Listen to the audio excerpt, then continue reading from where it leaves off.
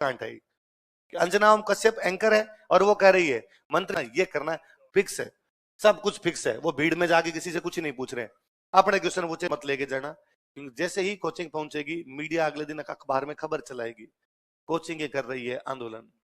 ये अपने एमएलए की कॉलर पकड़ के पूछना चाहिए, तुम हमारे वोट लेके गए थे, ये कैसे हो सकता है कि तुमने हमारे वोट लिए थे पिछली बार, तुम्हारी आंख के नीचे पूरा का पूरा पेपर लीक हो गया और ये देखिए एक छात्र की ताकत, मंत्री जी को करा दिया चुप। आंदोलन वाले में अभी भी तुम मुझे आसपास में इस प्रकार की चीजें करते हुए देखते हो, धाराओं के विपरीत जाके इस प्रकार की चीजें करते हुए देखते हो, कोई नहीं बोलता, वहां पर भी मैं इस प्रकार की बातें बोल जाता हूं, जबकि इस सीट पर बैठ के इस प्रकार की बातें नहीं बोलनी चाहिए, पर मेरा अंदर से जीव नहीं मानता, मैं इस प्रकार की बातें बोलता हूं। मैं पढ़ने के लिए गया हुआ था दिल्ली, मेरा उस समय कोई आंदोलन जैसा ऐसा कोई मूड भी नहीं था। मैं एक दिन लाइब्रेरी में बैठा था, लाइब्रेरी से बाहर यूं चाय पीने के लिए बाहर आए तो देखा कि आंदोलन चल रहा है, पता हमें भी था कि इस प्रकार की कुछ गतिविधियां चल रही है। वहां खड़े थे, अपना कोई एक स्टूडेंट वहां भीड़ के अंदर था। वहां उस दिन आंदोलन में यह चल रहा था कि अलग अलग भाषा के लोग आके बोलेंगे, कारण यह था कि वो आंदोलन यूपी बिहार के लोगों का आंदोलन था, और ऐसी मीडिया ने ऐसा कुछ बना दिया था कि Hindi medium versus English medium है। बात भी सही है, यूपी बिहार वाले सारे हिंदी मीडियम के, पास ज्यादा इंग्लिश मीडियम वाले हो रहे थे तो आंदोलन था। तो यूपी बिहार वालों ने दिमाग लगाया कि यदि ये कहेंगे ना हिंदी वर्सेज इंग्लिश, फिर साउथ अपने साथ नहीं आएगा, इसलिए एक काम करो ये कह दो इंग्लिश वर्सेज नॉन इंग्लिश। तो नॉन इंग्लिश में तो कन्नड़ भी आती है, तमिल तेलुगु भी आती है, पंजाबी मराठी भी आती है, तो ये लोग भी अपने साथ आ जाएंगे।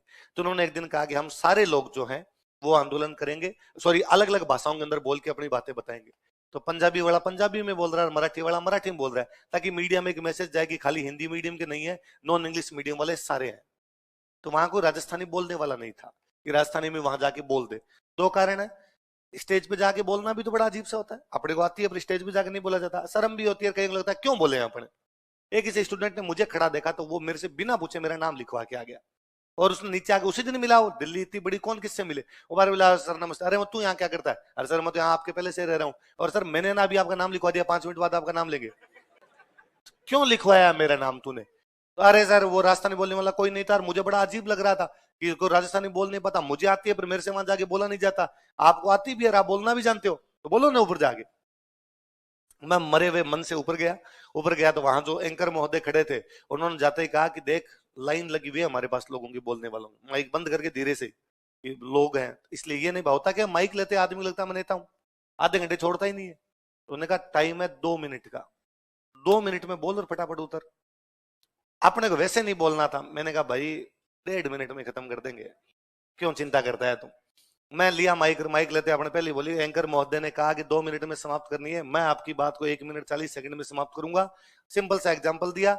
मैं को भाषा से क्या प्रभाव पड़ता है कि राजीव गांधी देश के प्रधानमंत्री थे, हमारे नागौर आए हुए थे, नागौर में किसान ने खड़े होकर उनसे पूछा कि सर जो लाल मिर्च है वो लाल मिर्च जो मार्केट से हम लेके आते हैं वो तो मिलती है महंगी, हम जब हरी मिर्च उगाते हैं वो जब मार्केट में बेचते हैं वो मिलती है सस्ती, ऐसा क्यों है। और मैं प्रधानमंत्री जी को इन बातों का पता नहीं था, उन्होंने कहा तुम हरी उगाती क्यों, लाल ही उगा लिया करो। तो जब व्यक्ति को जानकारी नहीं होती गांव की तो कभी भी ढंग से काम नहीं कर पाता, इसलिए आईएएस में भी ऐसे लोग भी आने चाहिए, केवल इंग्लिश मीडियम वाले लोग भी नहीं आने चाहिए, क्योंकि उनको काम गांव में जा करना पड़ेगा। होगी 1.5 मिनट, मैंने कहा बाय बाय। अब ऐसी को उस बात पे जनता ने कोई इतनी तालियां बजा दी कि नीचे जनता ने कहा वंस मोर वंस मोर। तो अब एंकर को कहना पड़ा कि भाई राजवीर और बोलेंगे, तो अपने 10 मिनट तक पंचायती और कर गए। मैं जैसे नीचे आया, अब अपने मैं रैंडम अपने क्या क्लास में बोल बोल के एक्सपीरियंस हो रखा है भाई, आप जब लगातार बोलते हो तो आपको पता कितना बोलना, कैसे बोलना, क्या बोलना, किससे जनता राजी होगी, वो सब पता रहता है आपको, जब आपको बोलने का पता चल जाता है। तो मैं नीचे उतरा तो मेरे से 5-7 लोग मिलने के लिए आ गए, अरे यार क्या बोले क्या बोले, तो मुझे लगा कि अच्छा क्या बोल गए अपने तो अलग ही बोल गया, अपना क्लास में क्यों भाषण देते हैं लोग तो राजी हो रहे हैं।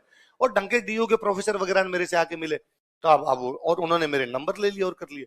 तो अब वो मेरे को फोन कर देते कि वहां आज तक का चैनल के अंदर कोई डिबेट है उसमें जाना तू चल। वो नॉर्मल मेरे को सर लेके गए थे और वो पूरा फिक्स होता है, वो पहले कहते हैं ये बोलेगा।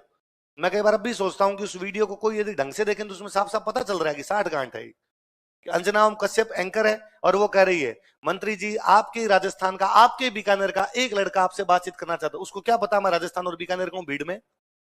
इसका मतलब आधे घंटे पहले आपस में बातचीत हुई है, ये क्वेश्चन पूछेगा मैं पूछूंगा, मेरा नाम लेगी, ये पूछना ये करना है, फिक्स है, सब कुछ फिक्स है। वो भीड़ में जाके किसी से कुछ नहीं पूछ रहे हैं। आपने क्वेश्चन पूछे, खूब वायरल हुआ, तो लोगों को और लगा कि अरे यार ये तो बड़ी शानदार सी चीजें पूछता है। अपने को भी यूं लगा कि अपने नेता है। अब वो बुलाते तो अपने पढ़ाई वढ़ाई तो की बंद, अपने आंदोलन। मैं उसमें 2 बार थाने रहा हुआ हूं।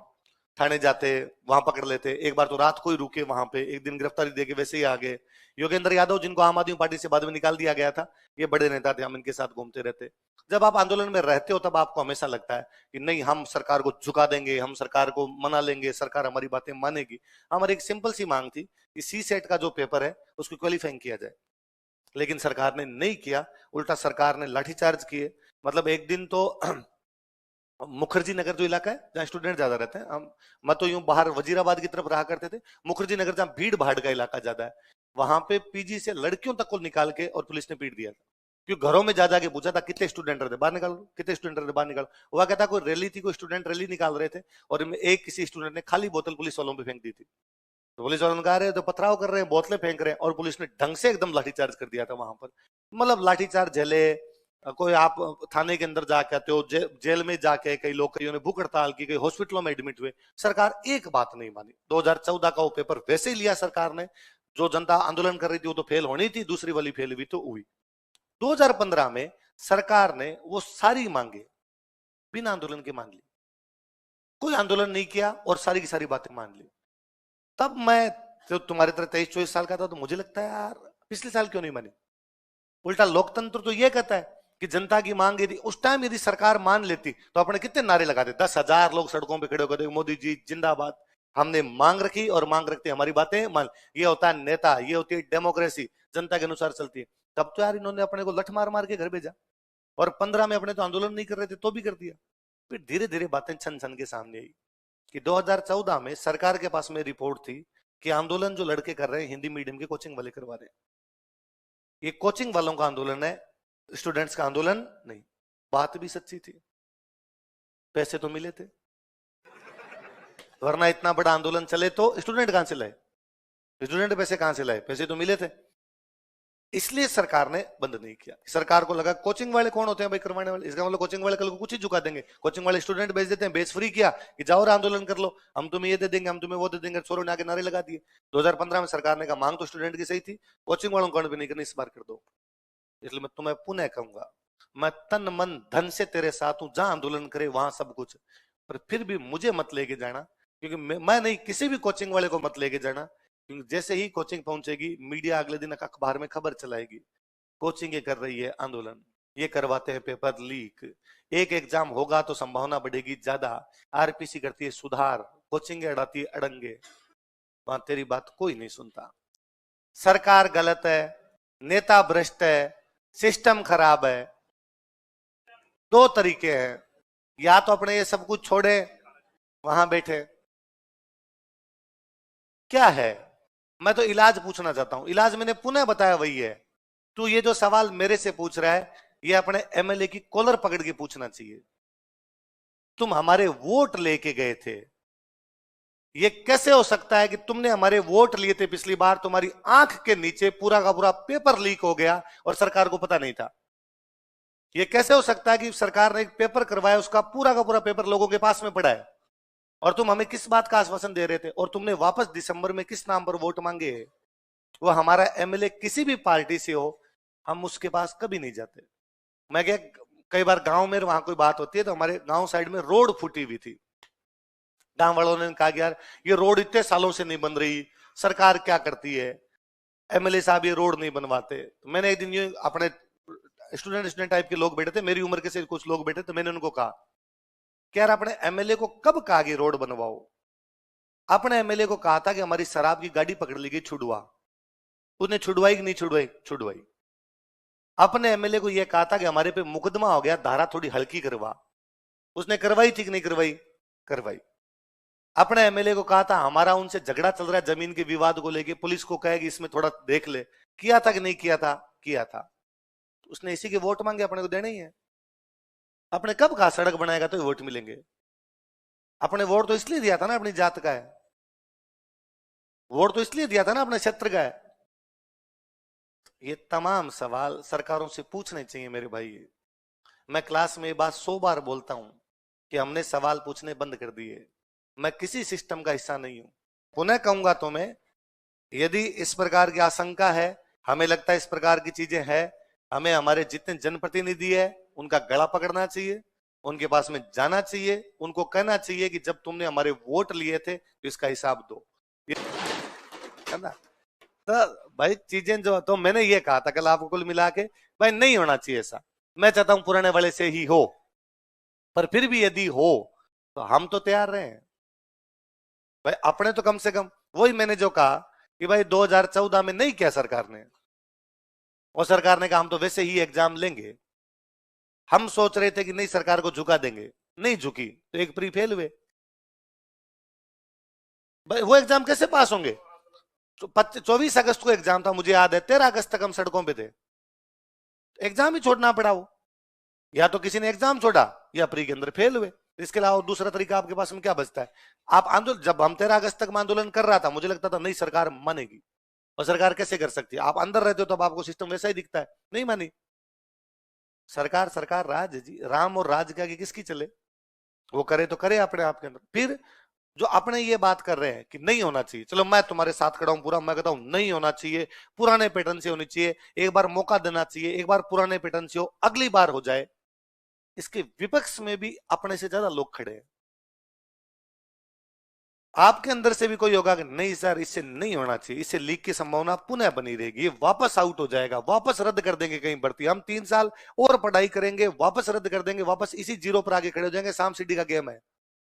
हम 99 पे पहुंचे हुए थे, हमारा सिलेक्शन हुआ, वापस जीरो पे लाके छोड़ दिया।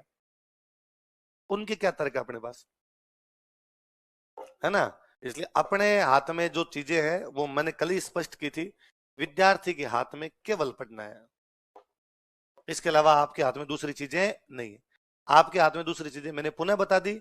आपको ऐसी आशंका लगती है, अपने को लगता है कि नहीं आ रही है, हमारे साथ अन्याय होगा, उन लोगों से इस बात को पूछा जाना चाहिए जो कानून बनाते हैं। आरपीएससी कुछ भी बनाएगी, सरकार ही तो कर रही है, सरकार ही तो कर रही है, बस सरकार जवाब दे। अभी में वही हथियार बचता है, हम हमारे जनप्रतिनिधियों से बातचीत करें, हम हमारे जिनको वोट दिए उनसे बातचीत करें, उनको कहें ये जो तुमने मेरे से हिसाब मांगा कि सर 3 साल में ये पापा गई, ये वाह ये वाह ये वाह, ये हिसाब उनसे मांगा जाना चाहिए। हम जिस दिन बोलने लगेंगे लोकतंत्र उसी दिन सुंदर बनेगा, हम जिस दिन ये बोलने लगेंगे लोकतंत्र उसी दिन सुदृढ़ बनेगा। हम ये बोलते नहीं है, हमने पूरी तरीके से अपने अपने खांचे सेट कर लिए हैं। किसी को अपना बंदा इसलिए अच्छा लगता है कि उसने उसके 4 काम करवाए थे, किसी कोई बंदा इसलिए अच्छा लगता है कि वो उसकी जाति का है, किसी को कोई बंदा इसलिए अच्छा लगता है उसके धर्म का है, कोई को बंदा इसलिए लगता है उसके क्षेत्र का है। जब तक ये चलेगा तब तक ऊपर बैठे लोग अपने हिसाब से कुछ ही करेंगे। मैं तो वो राजस्थानी वाली जब बात करता हूँ ना, मुझे बड़ा ताज्जुब होता है कि हमारे एमएलए में ज्यादातर को तो जानकारी नहीं है कि इस प्रकार की कोई चीज भी है। मुझे लगता है यार ये इनसे उम्मीद की जाए कोई कानून बनाएंगे, ये तो यार ध्यान ही नहीं रखते इन चीजों का। कारण उनकी कतई गलती नहीं है, वो भी हमारे भाई हैं। राजतंत्र में था यथा राजा तथा प्रजा, लोकतंत्र कहता है यथा प्रजा, जैसी प्रजा वैसे ही राजा। जब जनता को पता नहीं तो उनको भी नहीं पता, मजाक बहुत अच्छे लोग हैं, ऐसा नहीं।